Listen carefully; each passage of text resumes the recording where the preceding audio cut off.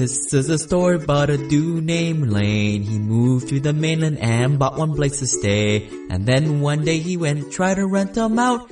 And then he became one real investor man. Hey guys, Lane with the Simple Passive Cashflow Podcast. I'd like to apologize that I've been away from the podcast world of late. I've been pretty busy moving homes.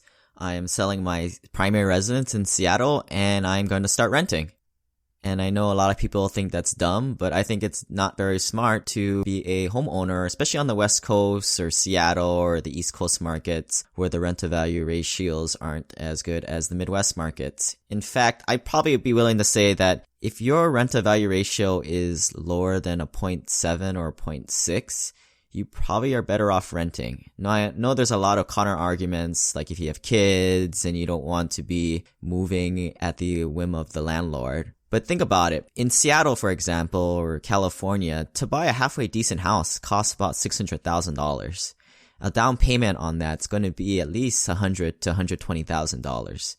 That alone, $120,000 in your pocket to go after real estate. I mean, you can buy 4 cash flowing rentals that'll be returning $8,000 to $8,000 a month in cash flow alone.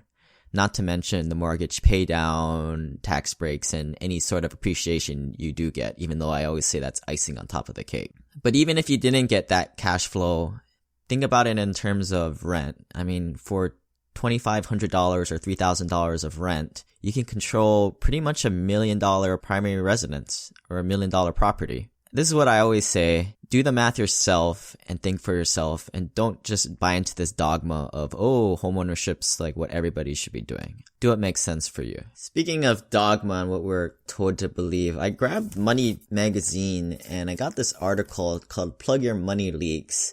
And there's all these seemingly interesting ways to save money. I'll read off a few of these. Here's one. Rethink the fancy gym. The average gym membership is $58 a month. In bigger cities, it can be more north of $100.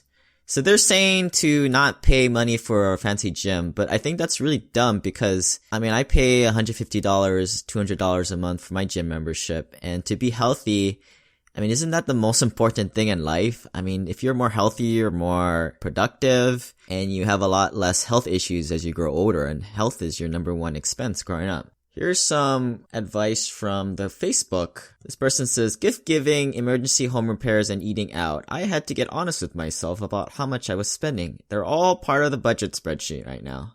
I don't really agree with keeping a budget these days. I always think that you should put your money to your investments first. Like if your goal is to buy 1 turnkey home or 2 homes a year, buy that and then spend the rest. I mean, that's the easiest budget ever. This other person said, stop eating out. That's really weird advice. Stop eating out. That's simple. The snack and soda machines at work are all unnecessary urges to indulge. Last month, I saved $260. I know, because that's what I invested in my new brokerage account. Well, David, if you're getting a paltry 5 to 10% in those stock markets or mutual funds, maybe you should worry about not getting that soda middle of the day. This other person says, I call my satellite TV provider to tell them that the other satellite company made me get a great offer. Boom, I get a free HBO for 3 months. Well, I don't watch TV, and I think that if you're watching too much TV, you should be spending your more money on other things. Now, what's the point that we're reading all these things? I just wanted to bring up something that I've been thinking of the last 6 months to a year. I read this one book called The Millionaire Next Door, and it's all about how most people who are millionaires are pretty frugal. They drive Toyotas, they're teachers or engineers, and they're just very frugal. But the problem with that is that they're so much into this delayed gratification, not going out to eat, wearing cheap, ugly clothes, and they're all about spending less, living a smaller lifestyle, and in hopes to be able to be financially free. I know I've mentioned how I don't believe in the latte factor for a couple of reasons. One, that coffee, that jolt of caffeine really gets you going and really helps you study this real estate stuff and improves your productivity. Growing up, we always were raised on this being frugal mindset, and I think it's good in the beginning, but at some point you need to change your mindset into thinking bigger.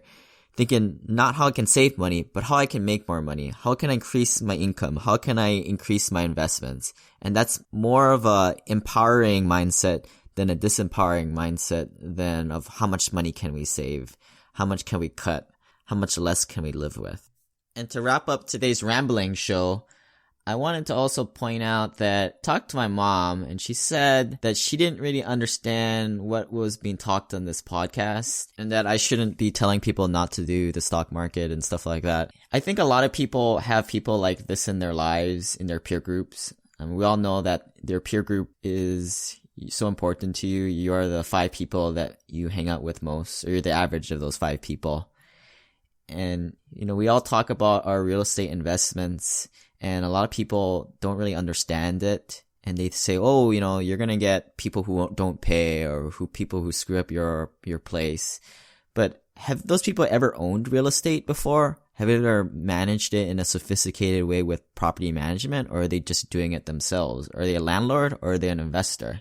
I really urge each and every one of you to analyze the people you keep in contact with, because not only are these 5 people the people you're going to become, but if you think about it, the people that you keep in contact with will be the end of you. I'll post a YouTube video that illustrates this point. It's a commercial of, I think, 5 Eskimos, and they're going out at the cliffs I think they live in Antarctica where nothing grows. So the only thing that they can get to get food is these birds that lay the eggs on the side of the cliff. So what these 5 Eskimos have to do is they have to get this rope and they lower the one guy down the ledge and the other 4 guys hold on to the rope. This really illustrates the point that you want the other 4 people to be holding on to the rope. Basically, they're your lifeline. They're very important to you. And this is the way I think you need to think about your peer group that you keep. If the people that you are in close contact with you are always being negative and saying, oh, you don't want to do that, it's dangerous, it's risky, I think that you really need to rethink that. You need to find people who are challenging you and being aligned with the direction you want to go. People are always on different trajectories, and you may meet people in different times that are not aligned with your trajectory. Before I go, also check the website. I uploaded the speech that I did on the 4 ways you make money, explaining why you get 25 to 35% total returns on your initial investment. And if you guys haven't, please review the podcast on iTunes. It really helps. I always make it a point every day to add value to somebody in some way that I can. And that's a way you can add value to me to show your appreciation for the podcast. And another way you can add value is by telling one of your friends about the podcast. Guess we'll see you guys next week. Bye.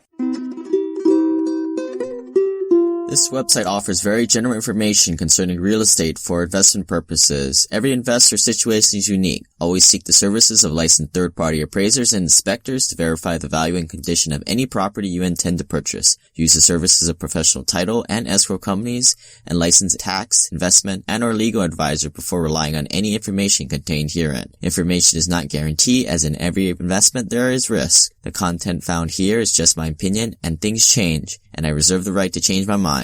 Above all else, do your own analysis and think for yourself, because in the end, you are the only person who is going to look out for your best interests.